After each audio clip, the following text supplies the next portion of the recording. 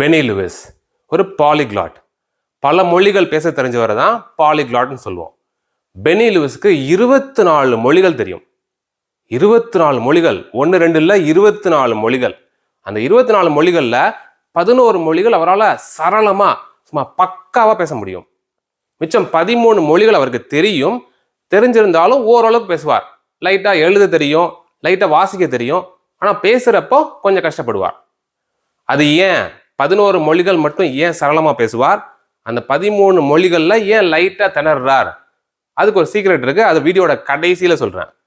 அது நீங்க செய்யலைன்னா உங்களால இங்கிலீஷ் சரளமா என்னைக்கும் பேசவே முடியாது. கண்டிப்பா அதை செய்யுங்க. வீடியோட கடைசியில அதை பாருங்க. இப்ப முதல்ல பார்க்க போறது, அவரால் எப்படி 11 மொழிகள் பக்காவா பேச முடியுது, எப்படி அந்த அளவுக்கு ஃப்ளூவெண்டா ஆனார், அதுக்கு சீக்ரெட் என்ன, அதை முதல்ல பார்க்க போறோம். பெனி லூயிஸ் 15 வருஷமா யூடியூப்ல வீடியோஸ் போட்டுட்டு இருக்கார். அவரோட ஹாபி என்னதுன்னா புது புது லாங்குவேஜ் கத்துக்கிறது. ஒரு நாட்டுக்கு போவார், அந்த நாட்டில் போய் ஒரு 2 மாசமோ 3 மாசமோ இருப்பார். அந்த மக்கள் கூட பேசுவார், பழகுவார், பழகி அந்த லாங்குவேஜை கத்துக்கிட்டுருவார். கத்துக்கிட்டு அதை பத்தி ஒரு வீடியோ போடுவார்.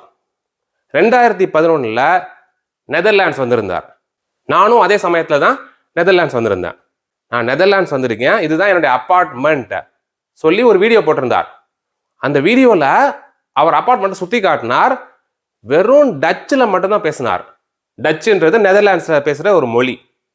அதில் மட்டுமே பேசினார்.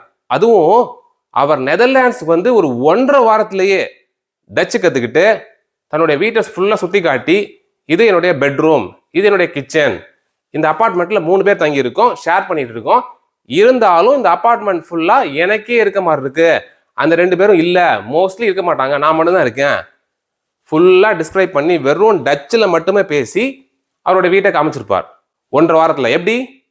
அதுக்கு உண்டான சீக்ரெட் தான் இப்போ சொல்ல போகிறேன். அதை பார்த்தனா அந்த வீடியோவை பார்த்துட்டு அவரை போய் மீட் பண்ணலாம் ஒரு மெயில் போட்டேன் அவருக்கு. நானும் நெதர்லாண்ட்ஸில் இருக்கேன், உங்களை பார்க்கலாமான்னு சொல்லி. அவரும் ஓகே பார்க்கலான்னாரு. அவரை போய் மீட் பண்ணி நிறைய பேசினேன். அவரும் நிறைய டிப்ஸ் ஷேர் பண்ணார். அவர் ஷேர் பண்ண டிப்ஸ்லாம் யூஸ் பண்ணி நானுமே டச் கற்றுக்கிட்டு சரளமாக பேச ஆரம்பித்தேன். அவருடைய சீக்ரெட் என்னன்னு தெரிஞ்சுக்கிறதுக்கு முன்னாடி, பொதுவாக இந்தியாவில் நார்மலாக எப்படி லாங்குவேஜ் கற்றுக்குவாங்க, இவர் எப்படி லாங்குவேஜ் கற்றுக்குவார், ரெண்டுக்கும் என்ன டிஃப்ரென்ஸ், அதை முதல்ல பார்க்கணும். முதல்ல இந்தியாவில் உள்ளவங்க எப்படி கற்றுக்குவாங்க பார்ப்போம். இந்தியாவில் பெரும்பாலும் 90%, ஒரு 10% மேபி வேற மாதிரி கற்றுக்குவாங்க. 90% எப்படி கற்றுக்குவாங்க அதை முதல்ல பார்க்கலாம். ஒரு புக் இருக்கும், புக்கில் எல்லா ரூல்ஸும் இருக்கும். இது grammar rule A, grammar rule B, C, D, ABCD, அவ்வளோ ரூல்ஸ் இருக்கும். அந்த புக்கை ஸ்கூலுக்கு கொண்டு போவோம். ஸ்கூலில் டீச்சர் இதுதான் ரூல், இதுதான் ரூல், இதுதான் ரூல்னு ஃபுல்லாக சொல்லிக் கொடுப்பாங்க. கிளாஸில் உட்காந்து கவனிப்போம், கிளாஸில் நோட்ஸ் எடுப்போம், வீட்டுக்கு வருவோம், வீட்டில் ஹோம்ஒர்க் இருக்கும், ஹோம்ஒர்க் முடிச்சுட்டு மறுநாள் கிளாஸுக்கு அது கொண்டு போவோம். கொண்டு போய் டீச்சர் பார்த்துட்டு கரெக்ட் பண்ணுவாங்க. அப்படியே கிளாஸஸ் போகும். எக்ஸாம்ஸ் ஒரு 2 மாதத்துக்கு ஒரு தடவை வரும். கடைசியில் ஆனுவல் எக்ஸாம் வரும். ஆனுவல் எக்ஸாமில் பாஸ் பண்ணால் ஓகே, இங்கிலீஷ் பாஸ். இதுதான் நார்மல் ரொட்டீன். அடுத்து பெனி லூயிஸ் என்ன பண்ணுவார், அவர் சிஸ்டம் எப்படி இருக்கும் அது பார்க்கலாம். அவர் பண்ணுற சிஸ்டம் பெரும்பாலும் பண்ண முடியாது, யாராலையும் பண்ணுற அளவுக்கு வசதி இருக்காது. அதனால நார்மல் அப்ரோச்சும் இல்லாமல் பெனி லூயிஸ் அப்ரோச்சும் இல்லாமல் மிடில் கிரவுண்டில், மிட் பாயிண்டில், அதில் எப்படி செய்யலாம், ஒரு ஹைபிரிட் அப்ரோச்சாக எப்படி செய்யலாம், அதையும் உங்களுக்கு சொல்லித்தர போகிறேன். அதை உங்களால் கண்டிப்பாக ஃபாலோ பண்ண முடியும். அதை செய்யறதுக்கான வசதிகளும் இந்தியாவில் இருக்கு, உங்களுக்கும் கண்டிப்பாக இருக்கும், பண்ண முடியும். பெனி லூயிஸ் என்ன பண்ணுவார், பெனி லூயிஸ் ஒரு லாங்குவேஜ் கற்றுக்கணும்னா அந்த நாட்டுக்கே போயிடுவார். போய் ஒரு 3 மாதம் இருப்பார். இருந்து அங்கே உள்ள மக்கள்கள் கூட பேசி பழகுவார். டே 1லேயே ஸ்பீக்கிங் ஸ்டார்ட் பண்ணிடுவார். நம்ம பண்ற தப்ப என்ன, பெரும்பாலும் நார்மல் சிஸ்டம்ல 1 வருஷம் 2 வருஷம் கிராமர் ரூல்ஸ் எல்லாத்தையும் கரைச்சி குடிச்சிட்டு வெயிட் பண்றா, எப்படா பேச முடியும்ப்பா, ரூலே தெரியாது, அப்புறம் எப்படி பேசுறது, வெயிட் பண்ண, நல்லா கத்துக்குவோம், எல்லா கிராமர் ரூலையும் இங்கே கொண்டு வந்துருவோம், கொண்டு வந்துட்டு 2 வருஷம் கழிச்சு அப்புறம் ட்ரை பண்ணுவோம், எல்லாம் தெரிஞ்சதுக்கு அப்புறம் ட்ரை பண்ணுவோம். அதுதான் நார்மல் சிஸ்டம். இங்க இருக்கும் எல்லாம், இங்க வராது. ஆனா பெனி லூயிஸ் என்ன பண்ணுவார், டே 1லேயே பேச ஆரம்பிச்சிருவார். அவருமே ரூல்ஸ் கத்துக்குவார். ரூல்ஸ் கத்துக்காம பேச முடியாது, அவருமே கத்துக்குவார், இந்த ரூல் இந்த ரூல் இந்த ரூல்ன்ட்டு.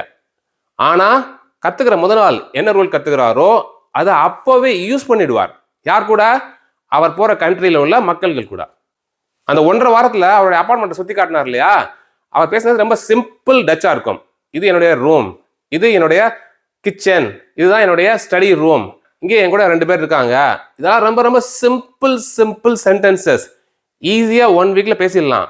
ஆனால் அவர் பேசுறதை கேட்கும் பொழுது வாவ் செம்மையா பேசுறாரு தோணும். ஏன் தோணுது? ஏன்னா அவர் பேசுறது, அவர் கத்துக்கிறத டைரக்டா அப்பவே யூஸ் பண்றார், இம்ப்ளிமெண்ட் பண்றார், டே 1ல இருந்தே பிராக்டிஸ் பண்றார். அதுதான் அவர் மெத்தட். இது ஏன் எல்லாராலையும் செய்ய முடியாதுன்னு சொன்னேன்னா, ஒருத்தர் ஒரு லாங்குவேஜ் கத்துக்கிறதுக்கு ஒரு நாட்டுல இருந்து இன்னொரு நாட்டுக்கு போகணும்னா சாத்தியம் கிடையாது. பொருளாதார ரீதியாகவும் சாத்தியம் கிடையாது ரொம்ப பேருக்கு. இன்னொன்னு விசா ப்ராசஸ் இருக்கும், அதுவும் சாத்தியம் இருக்காது. அப்புறம் எப்படி இதுக்கும் மிடில் அப்ரோச் எப்படி பண்றது?